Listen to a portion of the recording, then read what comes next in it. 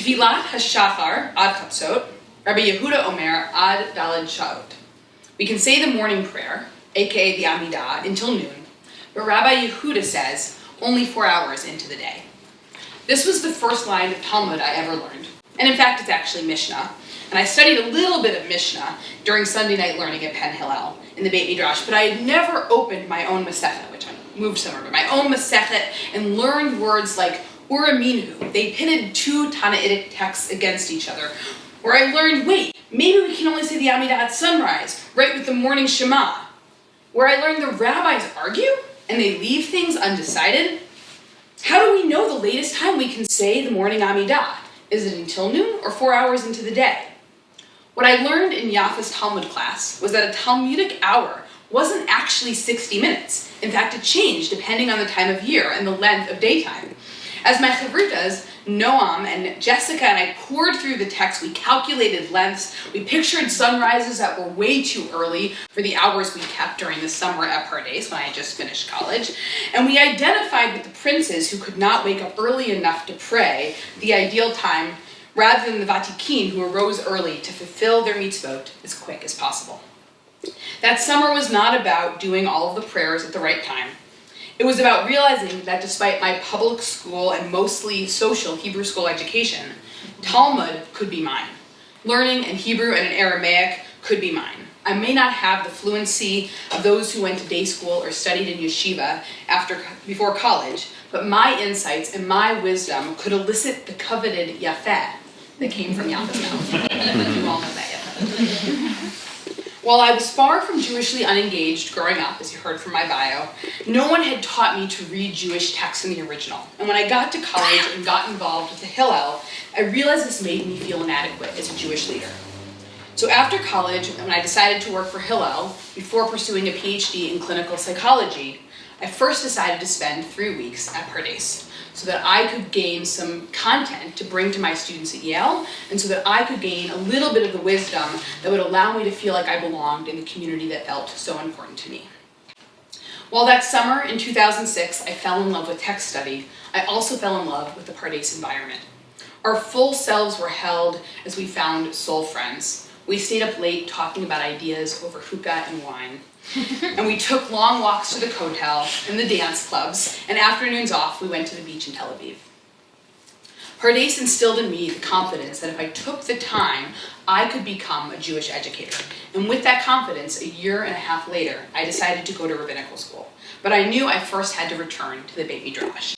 And so, in fall 2008, I returned and found myself a Pardes educator, Steph Jad Susnow, to teach me to learn Talmud like a rabbinical student during Night Seder.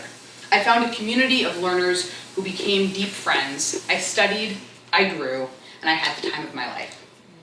The topic of this talk is supposed to be how Pardes has impacted me, has affected me. And like many of you, I have benefited from a variety of Jewish institutions. I mean, I actually had fun in Hebrew school, which is pretty rare. What feels most meaningful to me right now is that Pardes taught me that my Jewish life and my secular life didn't have to be separate.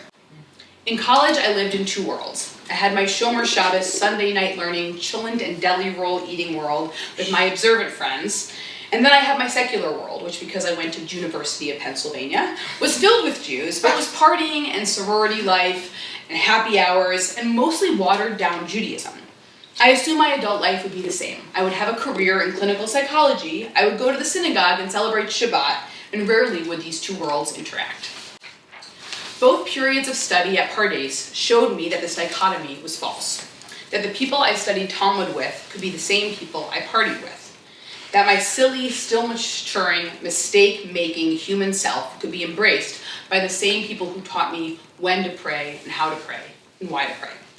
About 6 months into my pre-rabbinical school year at Pardes, we threw a birthday party for one of the ringleaders of our group of friends. One person wrote a script, and as we sat around the table singing and laughing and telling stories with the wine flowing and the toasts, I thought, never have I felt so whole as when the Talmud jokes somehow flow between the songs and the wine. Mm-hmm. Pardes is not the only place I have found this. I found it in rabbinical school, I found it amongst other colleagues and classmates, but Pardes is the first place I found it. And I don't know if I ever would have gotten to those other places if I first had not found that wholeness in the Beit Midrash. And so I had made it my task to send others to Pardes. First it was my brother Brendan, who I sent to Yaffa. Most recently, it was a student at Barnard from my hometown, who when I met her first year of college said to me, I just feel like my Jewish education's inadequate. I don't know what I was going to do.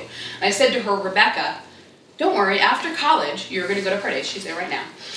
And then you'll live the rest of your life feeling more included in the Jewish community. And at first, her parents at our shared synagogue in River Forest kind of gave me dirty looks when I came home, like, why are you sending your daughter off to Pardes? But eventually they came around and they're thrilled that she's at this moment in her Jewish journey. I've also made it my task, as Yaffa said, to bring Pardes teachers to my students. Like many of you, I have been the queen of the Yaffa fan club. But also, like many of you, have bullied Yaffa into eventually becoming my friend, so that Yaffa could teach Torah at our wedding Shabbaton and could lead the Tish before our chuppah. Pardes also went above and beyond in that moment. I was in awe of how many teachers sent me Mazel Tov emails, which I didn't realize would happen given the nature of the person I was marrying, who happens to be the same gender as me, if you haven't noticed. Page over there. And I just felt incredibly supported. And we had what I think might have been the Jewiest wedding I had ever been to. Speaking of weddings, it was essential that I share Pardes with my wife. So this past summer, we went back with 20 Hillel professionals to the same July summer session that I had participated in 11 years before.